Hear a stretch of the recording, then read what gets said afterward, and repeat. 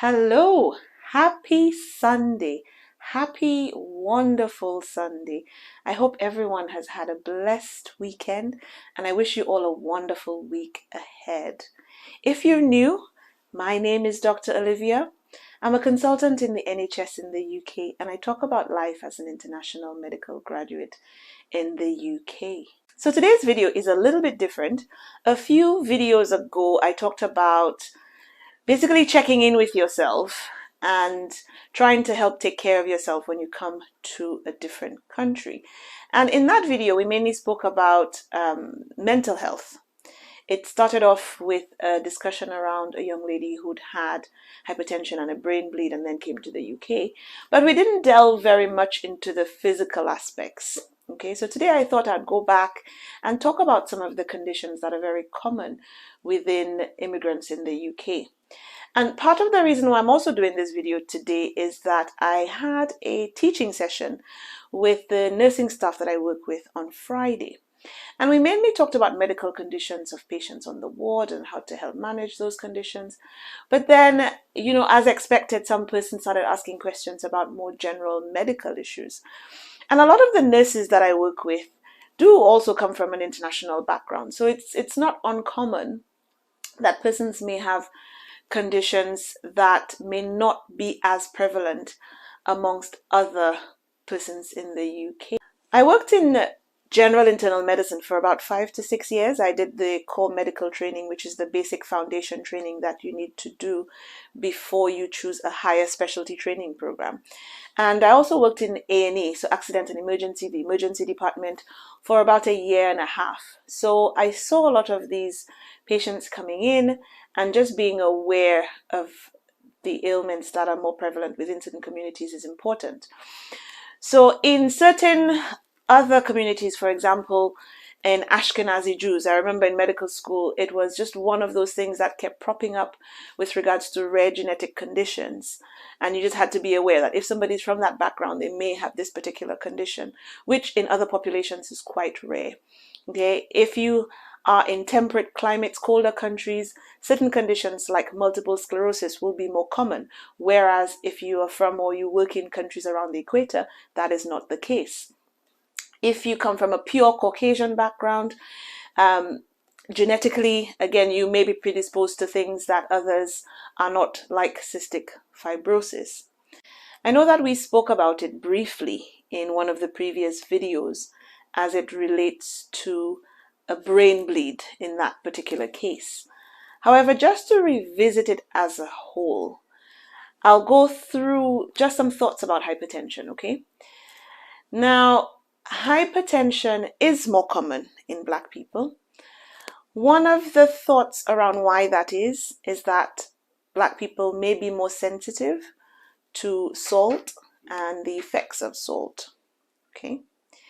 And as the name suggests, literally, high blood pressure is blood going through your blood vessels at a higher pressure than it should. So imagine having a hose and squeezing it tightly and seeing the water squirting through at a higher pressure.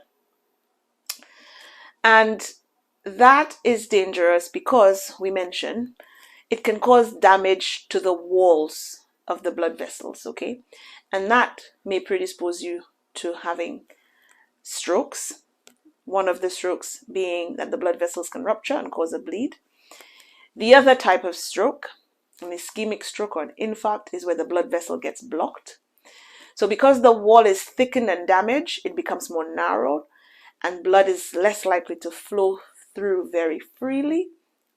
And also with the damage in the wall, it can predispose other things to sticking to the wall, like the plaques and the fat and what we call atherosclerosis. So that makes it easier to have a blockage in the blood vessel, causing a different type of stroke where the blood vessel gets blocked up and you don't get blood flow to the brain. Okay. And in that same essence, you also have a higher risk of heart disease. So the blood vessels around the heart supplying it can become blocked up as well. And then you can have a heart attack. Or you can have damage to the heart muscles because the muscles are pumping against what's a high pressure. So they're having to work a lot harder. So that can increase your risk of things like heart failure. So hypertension can be quite dangerous because of all of these reasons. Just basically briefly, normal high blood pressure, we have two numbers, the top and the bottom. A normal number is generally 120/80, and you don't want it going over 140/90. But again, speak to your doctor, because sometimes we may want the numbers at varying ranges for different reasons. For example, if you're diabetic or if you've just had a stroke, we may not want it to be too low, for example. So you need to discuss with your doctor what is a good number for you. But generally, 120/80 is what's considered normal high blood pressure, and anything below that is generally acceptable. Okay. Symptom-wise, most people don't have symptoms with the high blood pressure. But if it's persistent and it's very elevated, some people can have symptoms, okay? I remember my grandmother sitting outside on the steps or in the chair just outside her house, and she would always be tapping her neck and feeling this pulsating symptoms, with the blood flow in her neck and her head, and feeling like a bit lightheaded or having headaches. And she would maybe have some smelling salts or something, some concoction in a handkerchief to try and help reduce that feeling in her head and neck. So some people would have headaches, they would have lightheadedness. They may, if it's very high, feel nauseous. They might just feel generally unwell. So those symptoms are something to look out for and get it checked out. Normally, when people go to have a doctor's visit, usually they have their blood pressure checked, which is very good. To note that most times your blood pressure in the hospital or in the clinic tends to be a little bit higher than it is at home, because a lot of people have what's called white coat syndrome or effect. So your blood pressure is a little bit more elevated at the doctor's office. And so some people may have a home monitor or blood pressure machine where they periodically keep an eye on their blood pressure. If your blood pressure is high, what do we do about it?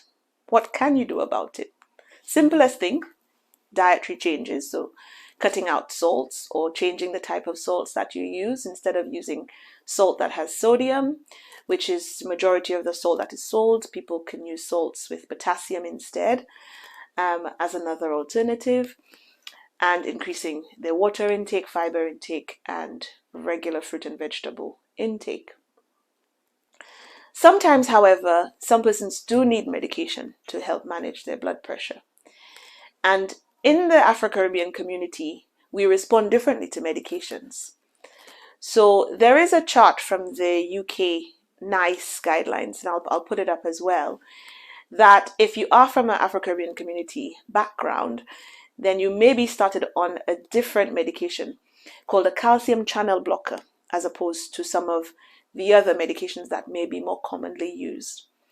Those medications generally are well tolerated. Some persons may have some slight symptoms, for example, ankle swelling, and you may have to swap to something else. As I would tell everybody in the hospital and out of the hospital, if you are on any medication, don't stop suddenly without having a discussion with your doctor. And because of that, sometimes people have stopped suddenly and they may come back to the hospital. Blood pressure is 200 over 100, and then a month later you hear that they're in hospital having had a serious complication, which is what we don't want. And if you're on medication for high blood pressure and you also want to take herbal medication, I would be very cautious.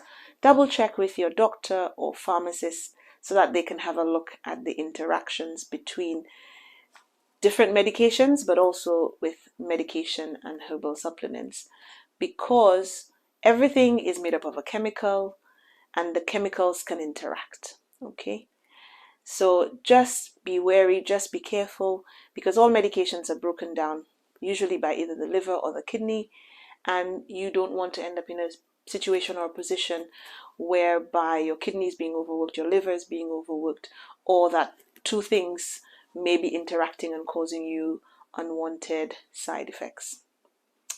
So that would be my general advice around high blood pressure management. The second condition that I want to bring up and talk about is fibroids. It came up yesterday in our nurses chat as well.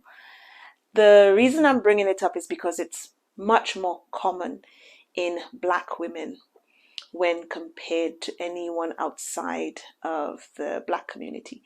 So fibroids are abnormal growths within the muscles of the uterus, so the womb, and it's 2 to 3 times more common in Black women. They've been researching for some time why that may be. There are some thoughts around whether it has anything to do with relaxer and hair straightening chemicals, genetics, and possibly even things like birth control, not birth control being the cause, but fibroids growing as a result of being responsive to the hormones in the birth control. And also, what else could it possibly be related to? Thoughts around stressful lifestyles, whether that may have a factor as well. And even low vitamin D. Okay, so I bring this up from a general medical perspective. I have a friend who is a specialist gynecologist and a specialist in fertility medicine in the US. Her name is Dr. Jackman. Hi, Dr. Jackman. She may be able to do a video, answer some more questions around this area and how it affects fertility in women within the Black community. But I highlight it because it's, number one, it's so common. And number two, the symptoms are so much more severe in Black women, and it affects Black women. It affects productivity, work, and we also have to think about how we help manage those symptoms. And again, fibroids may occur in Black women at a younger age compared to others. What are the symptoms that can be caused? So heavy bleeding, cramping, a lot of back pain, can be leg pain. Somebody mentioned to me leg swelling and how that possibly could be related. It could be that the fibroids have gotten so big that they might be pushing down on the pelvic floor blood vessels and thereby reducing the flow or the circulation in the legs so that blood and fluid remains within the lower limbs, and that can cause leg swelling in that particular instance. What I would mention though is that if you are having leg swelling, because there could be so many other causes, is to always get it checked out by your GP. Okay, but it can be a potential factor if the fibroids are quite big. So that can be quite debilitating, and people have taken time off work because of it. People have taken time off work because of the symptoms, but also because of the treatment. Okay, what are the treatment options? One of the first things to consider is if what we mentioned at the beginning are possible trigger factors or precipitants, thinking about trying to get rid of all these precipitants in our lives so that it reduces the chances of having fibroids or reduces their size or reduces the effects. Okay, so possibly reducing the use of relaxers. And that's a whole different video about why relaxers are still so common within our community and why we think it's necessary or beneficial to our everyday lifestyle. So for some people, it can be quite hard to go back to being natural or getting rid of the relaxers. But as I said, if it's a potential trigger factor, then that is something to consider. Getting your vitamin D checked and having your vitamin D supplements, reducing the amount of stress in everyday life, and you can check out my previous video talking about that, and getting rid of the fibroids. So if they're so big that they're causing horrible effects, how to get rid of them. So discussing with your doctor about potential surgery. So there are procedures that can be done. One is called a myomectomy, where you remove the fibroids within the uterus. Some people have it so bad that they've had to get a hysterectomy, which is where they remove the entire uterus. But again, I would always check with your gynecologist, with your doctor, to discuss the options.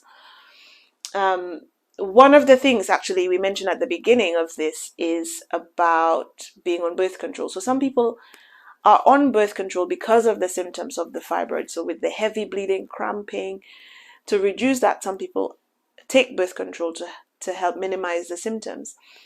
But at the same time, silently, depending on the type, the size of the fibroids may increase, being responsive to the estrogen, which is the hormone in the birth control. So again, that is something to discuss with your physician and your gynecologist with regards to what type may be best for you to go on and how you best monitor those symptoms and how long you should possibly be on them for, and getting yourself an ultrasound to monitor the size at various points. Okay, so I just wanted to flag it because it is so common and I've seen it so many times in any both in the UK and out of the UK, because there are populations within the UK, certain concentrated areas where you have persons within certain communities where this condition is quite prevalent. So one of the last things that I wanted to touch on was the prevalence of certain blood conditions within persons within the Black community. Okay, we are more predisposed to things like sickle cell anemia. Some persons may carry the trait unknowingly, and if you have it in your family, it's always good to double check what sort of type that you may have, because you may have a trait. And if you get married or in a serious relationship, I always think it's good for both persons to check out the blood type or the traits, especially if there has been a family history of something such as sickle cell, so that you are prepared. It's not about, deciding not to be together, but having the knowledge is powerful. I think in general, knowledge is powerful, and that's partly why I'm making these videos, is just to increase the knowledge and awareness within communities. Number one, about health conditions, but mainly, as I said, for international medical graduates coming to the UK and thinking about their lives in the UK or their career progression in the UK.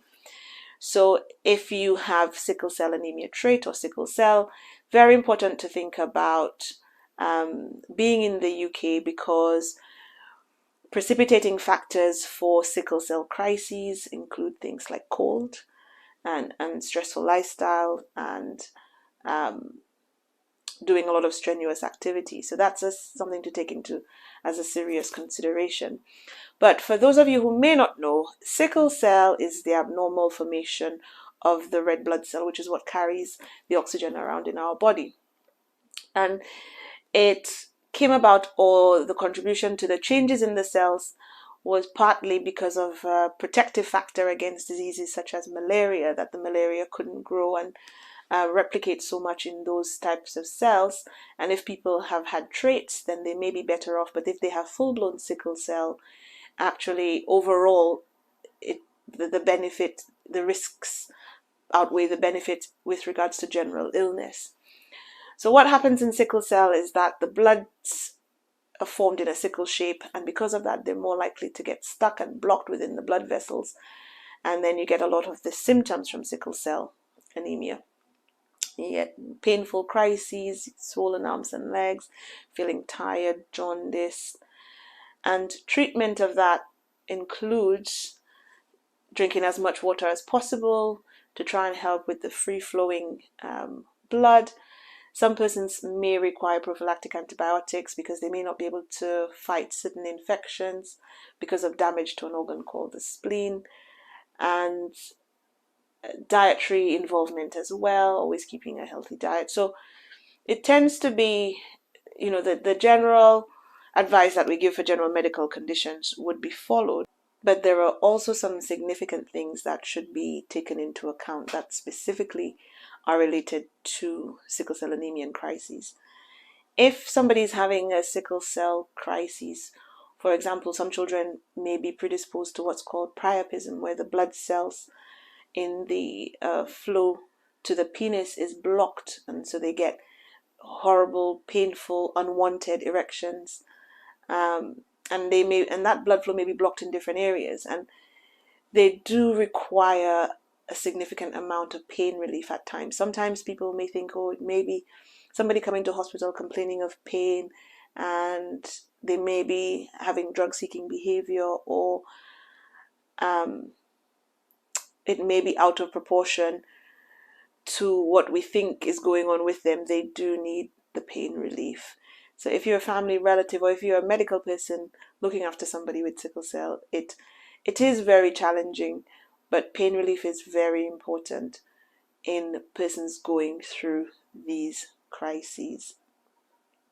Okay, so I just wanted to mention a few of those things. And of course, there may be more conditions, but I'll just leave it at that for today. Actually, somebody asked me about anemia as well on Friday. And so we mentioned fibroids, we mentioned sickle cell anemia. There may be other conditions that cause anemia within the community, but it's important to highlight that we may not have the pallor or some of the symptoms that may be easily spotted because of complexion. So you may not look very pale if you're very dark skinned, but knowing that if you're very short of breath, if you're feeling more lightheaded, if you're feeling palpitations, dizzy, even sometimes chest pain, and you're having bleeding, for example, sometimes it may not be visible bleeding, but having a condition where you may be prone to having a low blood count. If you're feeling any of those symptoms, it's important to get it checked out and to see what your levels are, and if you need any treatment for the anemia. Some persons may be reluctant and then go into hospital, have their blood tests done, and find out actually that they need blood transfusion right then and there, and they have to stay in hospital for it.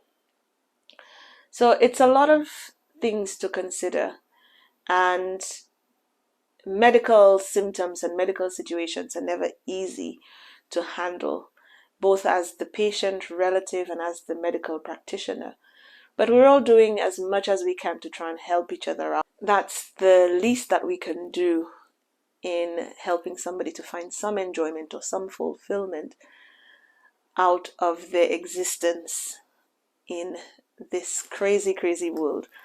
So I hope that was a little bit helpful and a little bit useful for some of you. I know some of the nurses would like to hear a little bit more, but I'll leave it there for today. As it's Sunday, I hope you enjoy the rest of your Sunday, and I will see you next Sunday. Take care. All my love, Dr. Olivia. Bye.